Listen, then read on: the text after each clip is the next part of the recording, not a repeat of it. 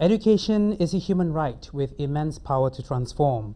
On its foundation rests the cornerstones of freedom, democracy, and sustainable human development. This quote has been said by Kofi Annan. And hello everyone, I'm Zamil Idris, your host on One News Bring Me Equal. We have covered a number of topics in the past, but our discussion today focuses on sustainable-led university. And so stay with us as we bring you our guests in the studio here at One News.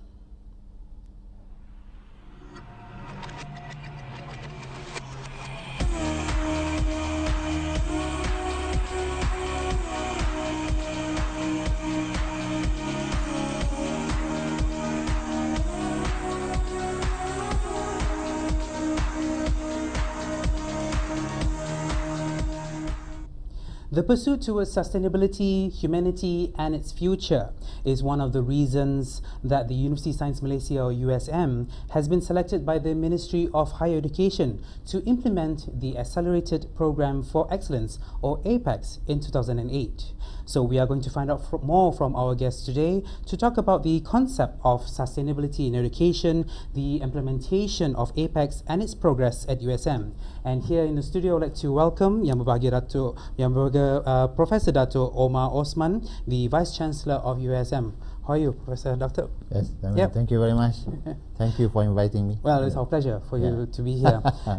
Maybe for the benefit of the viewers, Dato, maybe you can explain the concept of sustainability at your university. We have gladly take upon the United Nations definition of sustainability or sustainable development, as was previously called, where we think that whatever we do should be relevant for the future without sacrificing what we're doing now. And also we have to make sure that what we do will be the benefit of the future generation. I see. And that is a very general concept, which then is transcended into three elements, which is the social, environmental, and the economics pathway or pillars. So do you think that in this day and age we need sustainability, especially to be absorbed in our education system? We have only one world. We only have one world to live, right? To live. Right. And we have to make sure that the world is still here for the next few hundred years, for the future generation. So since 2008, you have adopted the approach of sustainability, in pursuit of APEX. What strategies or steps has USM taken? Well, we have to take it a bit earlier than that. In fact, in the early 2000s, we started to build what we call a university that is focused on research.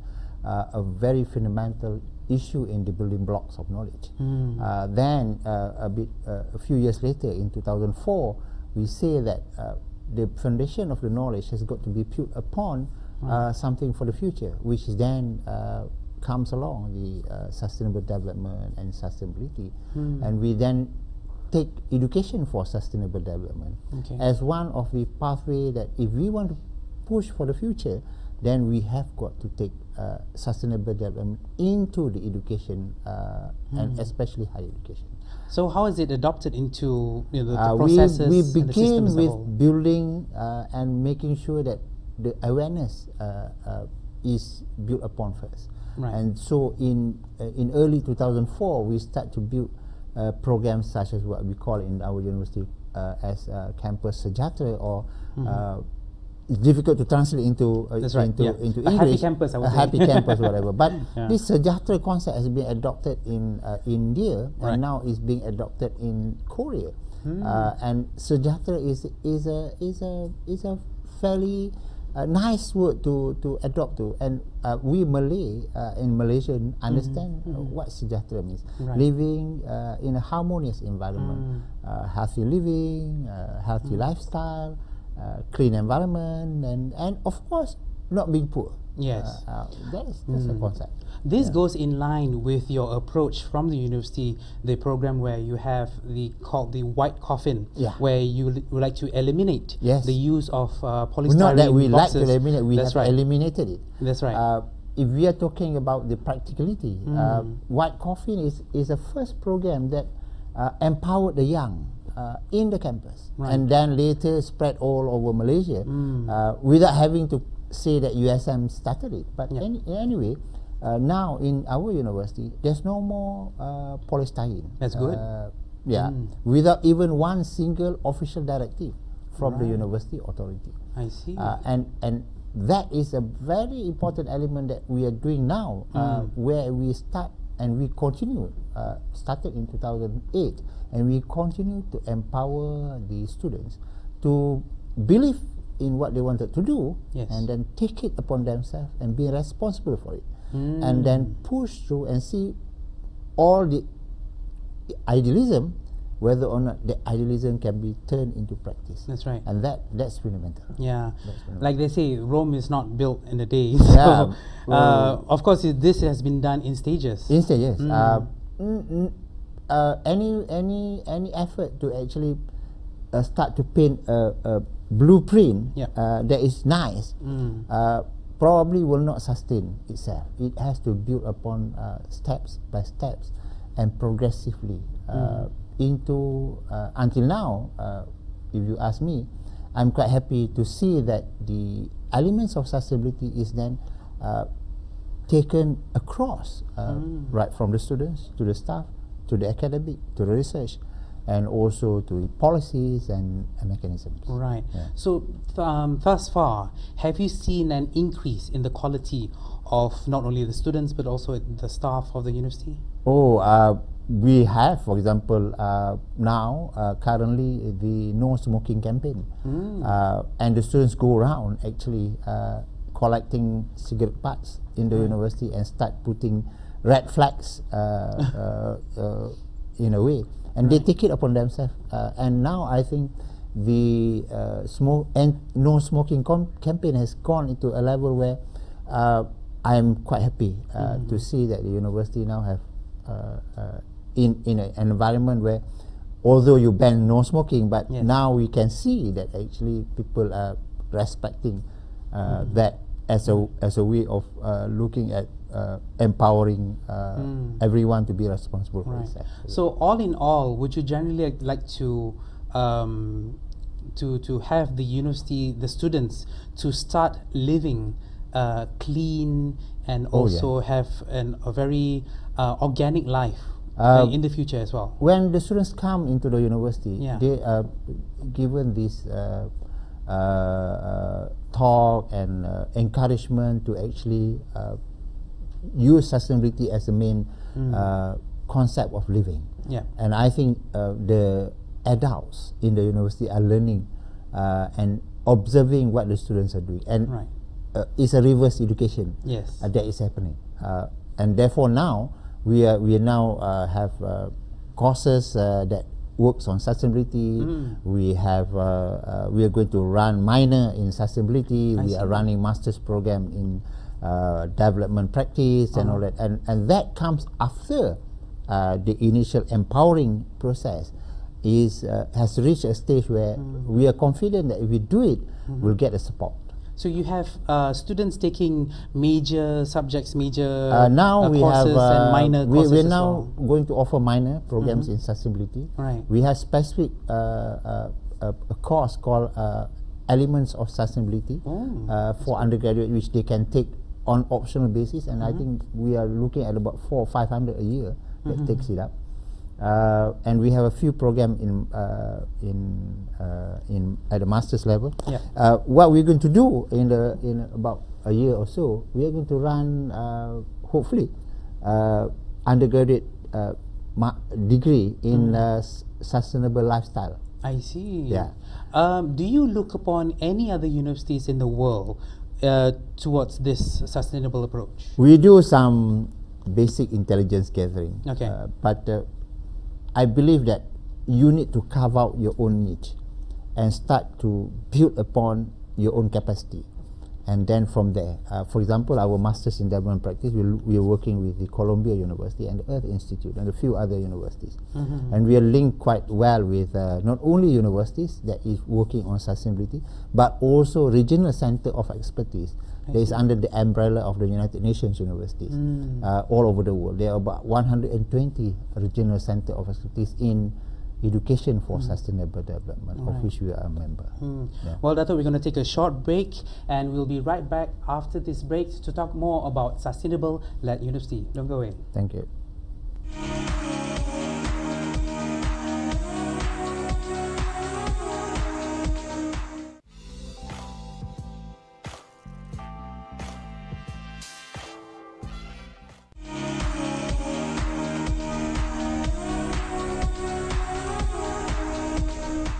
Welcome back. We are talking about the topic of sustainable-led university, and here with us is Yang Berbahagia Professor Dato' Omar Osman, the Vice Chancellor of USM. So since 2008, what observations have you seen in terms of the stages of the criteria that has been met since 2008 from the university itself? Building of awareness is one.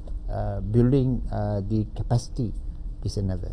Now is in the second stage. We are building the content.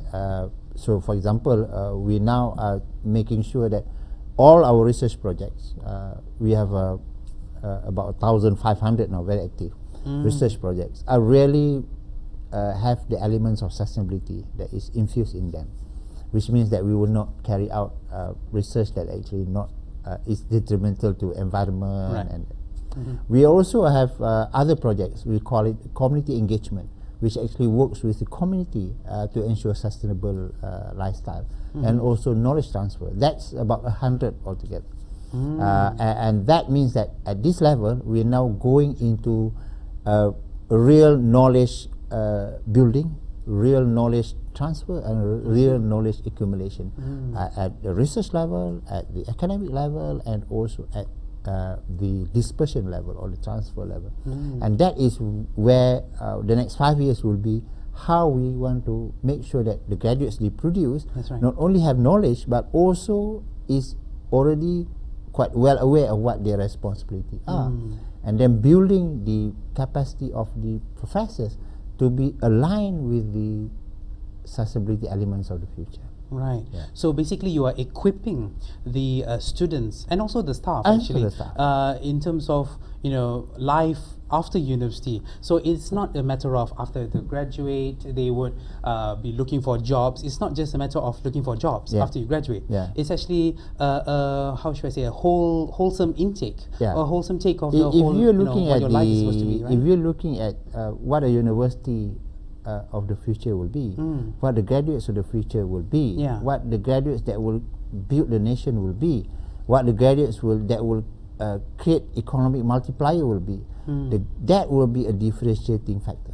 University Science Malaysia offer and provides this ecosystem, or what we call ecosphere, of the sustainability infusion in its lifestyle and its academics and its program. That is not easy to be said. Easy to be said, but it's very difficult to be done. But we are confident that I think the differentiating factor of our graduates and also our staff will be those that carry with them the sustainable-led tagline in the way they do things. Do we see other universities adopting the same approach, or maybe do you actually have a cooperation with other universities in Malaysia as well? In Malaysia and overseas, we have cooperation. We have built a few networks. For example, we have already formed the Southeast Asia Sustainability Network, which now have about 40 institutions. We set up the Asia Pacific Network for Community Engagement, which we have about 70 institutions.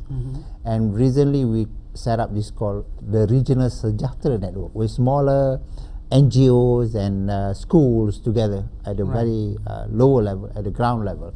And that is a way of sharing. And we believe that any institution can actually adopt elements of sustainability. When they are ready, of course, they can adopt the wholesome. But it's not about preaching, it is about sharing. And that is most important.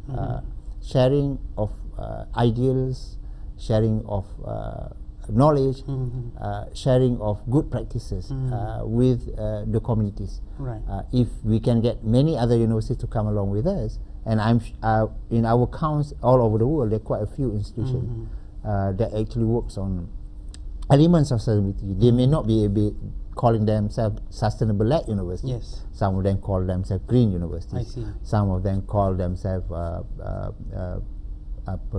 university of the future, or whatever That's right. it is. Yeah. So I mean, the concept is almost the same. the concept almost the same. Yeah. But we believe that is a differentiating factor. I see. 6 years has passed since 2008, where you were approached by the Ministry of Higher Education. What is your plans? What are your plans for the next 6 years or so? We want to build a university and its community, its ecosystem that is pushing for excellence. But excellence must be based upon a fundamental, and the fundamental has to be fundamentals of sustainability based on knowledge creation, knowledge enhancement, and knowledge transfer. And that is where a higher education institution should profess. Right. Being excellent in something that you believe in, and sustainability is what we believe in. Do you see your university cooperating with more and more universities to make it like a global university? Hopefully, in the future? hopefully. We, as I said, we are part of a 32 university that runs Masters in Development Practice. A small network for now. A small network for now. We are part of 120 institutions that work on the education for sustainable development. We are taking the lead in the South Asia Sustainability Network, for example. Right. There are times when we need to be a player. There are times when we need to be in the lead position. And this is where the networking and working together is most important. In the area of research, for example, we are quite well ahead with many other universities in the world in environmental science. We are about top 30 in the world now. So the fundamentals are there. Our job is to the foundation has been set, the fundamentals are there. What will be the challenges that the university or any other university is currently facing at the moment? To make higher education very relevant for the nation, for the future, building the nation, developing the nation, building and developing in a way that is beneficial for the future generation. And that's a challenge. The society now wants to be empowered, and empowering them must be done in a strategic way, in a way that they take the responsibility. Empowering in a wrong way may be not good for the nation. So are you embracing technology as well as a more greener approach? Technology and the greener approach is something that we should adopt, but building the capacity and building the skills of a mindset that actually is aware of the future is most important. Technology is a lot of processes and pathway, but technology alone will not build a sustainable future. Right. There's a lot of steps or campaigns or programs that can be done for the students. What about the incentives? Do you provide any incentives for the staff of USM to also, further enhance this sustainability approach in a university? Until now, we have not given monetary incentive. Okay. But I believe that building the culture of responsibility, building the culture of working together, and making the community and realize that they are themselves leader of the community is most important. So we don't spend too much of dollars to actually do things. If we depend on that, and we also say technology can solve many of the things of the future, we may be going on a pathway that has been taken by many and not successful. Well, finally, Dato, what are your hopes for the university's approach towards sustainability, and also the hopes for the students out there? I just want to take and ask the young generations, the students, to actually lead sustainable lifestyle, healthy lifestyle. Get involved in activities that you are responsible for, and empower yourself, and ensure that we take care of our own community, we protect the environment, and prepare yourself to be the economic agent and the change agents of the future without destroying your future generations. Wonderful. Wonderful. Wise words there from our Professor Dr. Omar Osman, the Vice Chancellor of USM. We hope you enjoyed watching this discussion, and also being enlightened by this whole discussion that we have here today. And that's it from us for now. Please join us for more interesting discussions ahead. I'm Zamir Ejus signing off, and we wish you a pleasant day ahead.